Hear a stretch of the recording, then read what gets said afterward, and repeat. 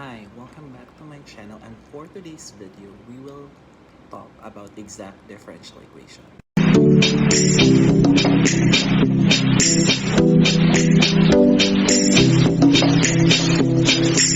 Okay, so let's start though. So this is for the introduction of exact differential equation. So una, we will have to understand that when we say differential form with two variables x and y, this is actually an expression of the form like this. Okay. So in this case, your m and n here are functions of x and y. Kaya tinatawag siyang differential form. So sa case lang na ito, if we will only want to consider this and this, so bale, yung dx and dy mo, they are actually differentials. Yan. Pero if you want to get the ratio like, let's say this one, dy dx, this is now the derivative niya.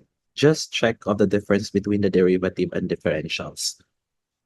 Now, given that you have a differential equation, let's say your differential equation is y prime equals f of xy. If you can rewrite that in the form dy equals f of xy dx, and so this one is actually a particular case of what is known to have this one if we equate this to zero. So basically, ito siya, dx plus n of xy dy equals zero. So this is now a differential equation written in differential form. Okay, so let's formalize the notion of the exact differential equation. So ang sabi dito, a differential equation of this form is called exact. So we call that as a type of differential equation as exact. If there is a function where you can find this function here, this is psych of xy, whose total differential is equal to this form. Namely, so if you get the total differential of this function, you can actually get this form. Or you can actually get the partial derivative of this equation, and then you get this. Yan.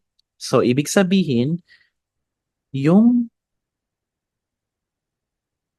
ibig sabihin, yung total differential na maisusulat mo ganito, this first part here is a representation of the partial of this function with respect to x, and the second is the partial derivative of this function with respect to y. So in this case, yung function na yan, yung psych of xy, we call this as potential function. So ibig sabihin, this will be the possible solution of our differential equation. Okay, so let's consider this example.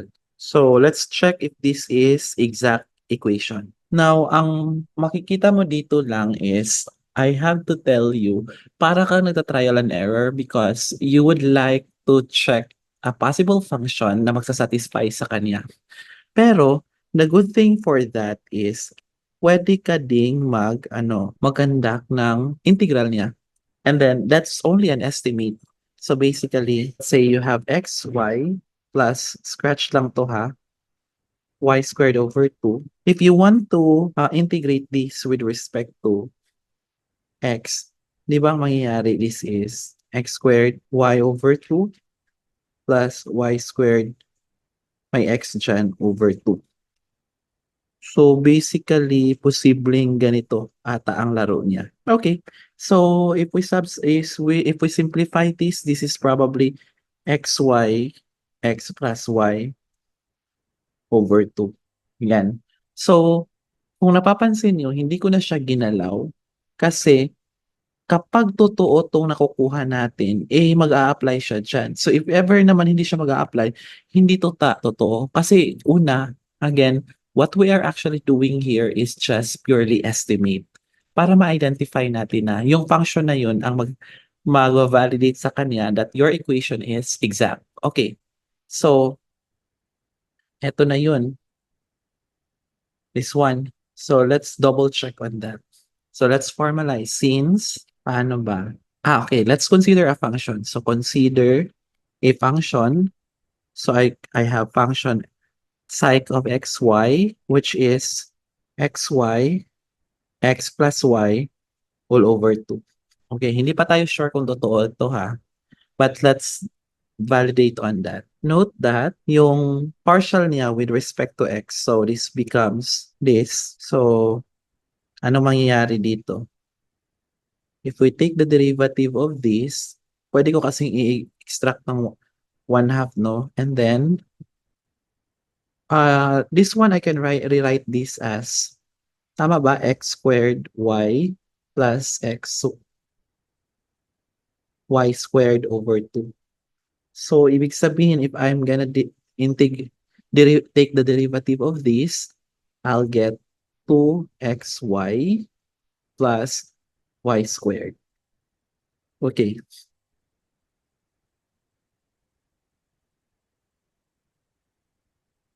And what is the partial with respect to y? Okay, so let's double check the partial. So y yung pakikialaman natin. So this is 1/2. So ang derivative niya dito is x squared ang natitira plus 2xy. So kung is-simplify mo siya, this becomes 1/2. Sorry. This becomes xy na lang, no? Plus 1/2 y squared. This one is 1/2 x squared plus xy.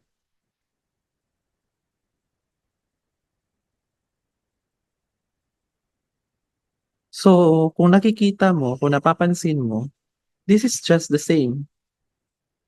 This one, yan siya, oh. Yan. This one naman, yun siya. So, in other words, yung estimate natin kanina, totoo yun.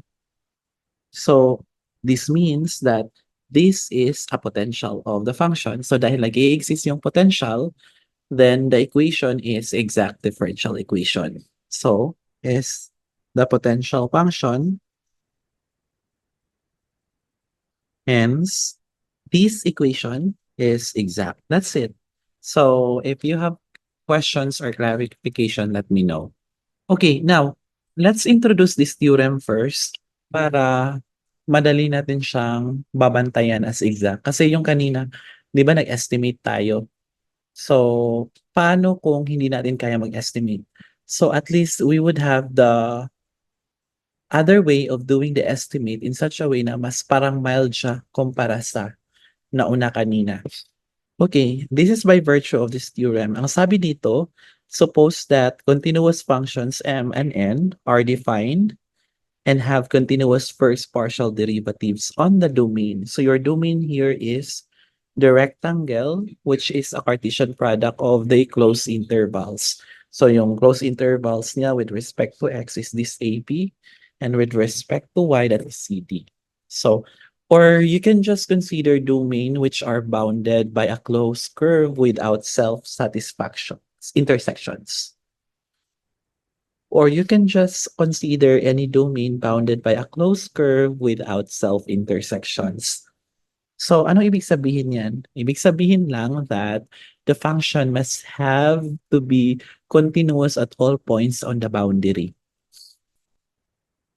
So, kapag nasa-satisfy yan, provided that your m and n are defined and have first partial derivatives on those domains, then yung differential equation mo, which is written in differential form, is exact in the domain if and only if this will be satisfied. So this is a must requirement kasi by conditional statement siya eh. So ibig sabihin, the partial of m with respect to y is the same as the partial of n with respect to x.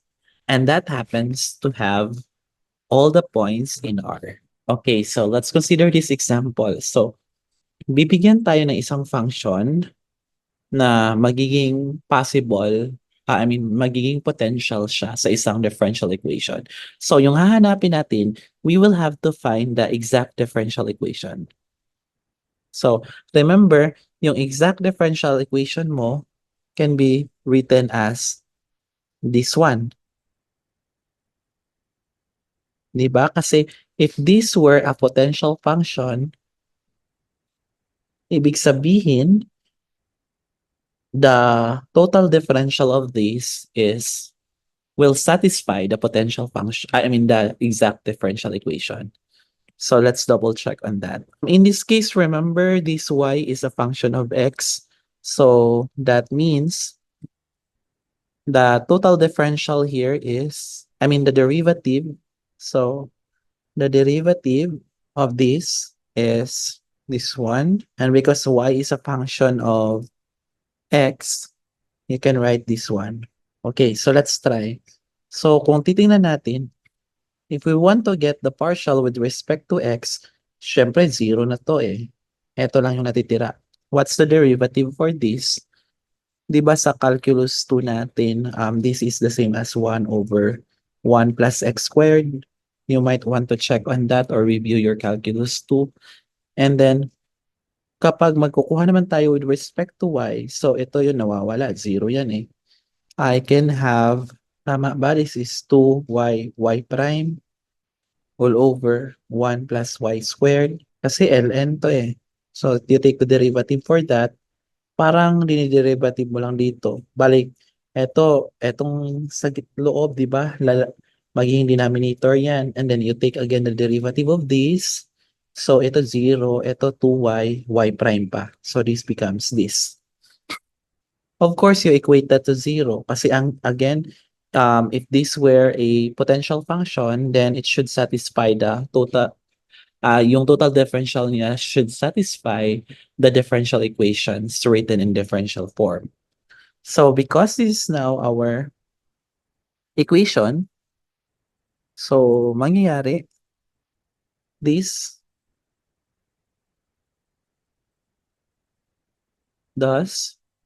one is the potential function of your exact differential equation. So what is your exact differential equation? This is now your exact differential equation. So how do you rewrite that? Kasi this is mag-generate yan ng dy dx, no? So kayo na mag-justify, basta ang lalabas this is 1 plus y squared dx plus 2y 1 plus x squared dy equals 0. That's it. Okay. Now, let's consider this differential equation. Kung napapansin nyo, separable siya, no? You can write that, let's assume this is separable. So, assuming that P and Q are continuous functions. So, para separable siya. Di ba na-discuss na natin to before about the separable functions? So, let's double check ano yung relationship niya with being exact. So, remember, i-draft ko na lang to ha. Remember, your m of x is equal to p of x. And then your n of y is equal to q of y. Tama ba? So, in other words, ano yung sinabi natin sa theorem?